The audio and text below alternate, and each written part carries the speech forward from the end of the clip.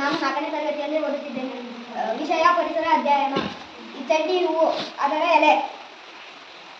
ಚಂಡಿ ಹೂವು ದೀಪಾವಳಿ ಹಬ್ಬಕ್ಕೆ ಉಪಯೋಗಿಸುತ್ತಾರೆ. ಚಂಡಿ ಹೂವು ಮಾಲೆ ಮಾಡುತ್ತಾರೆ. ಚಂಡಿ ಹೂವು ಕೇಸರಿ ಹಳದಿ ಕೇಸರಿ. ನಾನು 4ನೇ ತರಗತಿಯಲ್ಲಿ ಓದುತ್ತಿದ್ದೇನೆ. ವಿಷಯ ಪರಿಸರ ಅಧ್ಯಯನ. ನಾನು ಇವಾಗ ಗುಲಾಬಿ ಹೂವಿನ ಪರಿಚಯವನ್ನು ಮಾಡುತ್ತಿದ್ದೇನೆ. ಗುಲಾಬಿ ಹೂವು ಇದು ಬಿಳಿ ಬಣ್ಣದಲ್ಲಿದೆ. ಇದು ಎಲೆ. ಬಿಳಿ ಹಾಗೂ ಕೆಂಪು ಮತ್ತು ಕೇಸರಿ ಬಣ್ಣದ ಗುಲಾಬಿಯನ್ನು ನೋಡಿದ್ದೇನೆ. ನಮ್ಮ ಮನೆಯಲ್ಲಿ ತುಂಬಾ ದೊಡ್ಡ ಗುಲಾಬಿ ಹೂಗಳಿವೆ. ನಾನು 4ನೇ ತರಗತಿಯಲ್ಲಿ ಓದುತ್ತಿದ್ದೇನೆ. ನಾನು ಮಲ್ಲಿಗೆ ಹೂವಿನ ಬಗ್ಗೆ ಹೇಳುತ್ತಿದ್ದೇನೆ. ಮಲ್ಲಿಗೆ ಹೂವು ಅಂದರೆ ನನಗೆ ತುಂಬಾ ಇಷ್ಟ. ಮಲ್ಲಿಗೆ ಹೂವನ್ನು ಔಷಧಿಗೆ ಕಳಿಸುತ್ತಾರೆ. ಮಲ್ಲಿಗೆ ಹೂವಿನ ಪರಿಮಳ ಅಂದರೆ ತುಂಬಾ ಇಷ್ಟ. ಇದು ಮೊಳ ಮಾರುಗಳಿಂದ ಅಳತೆ ಮಾಡುತ್ತಾರೆ.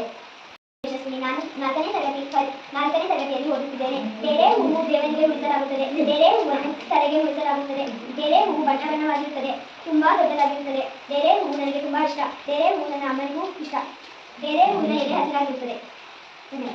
ನನ್ನ ಹೆಸರು ಶ್ರೀಕಾಂತ. ವಿಷಯ ಪರಿಸರ ಅಧ್ಯಯನ. ಬೇರೆ ಹೂವಿನಿಂದ ಮುಡಿಯಲು ಬೇಕು.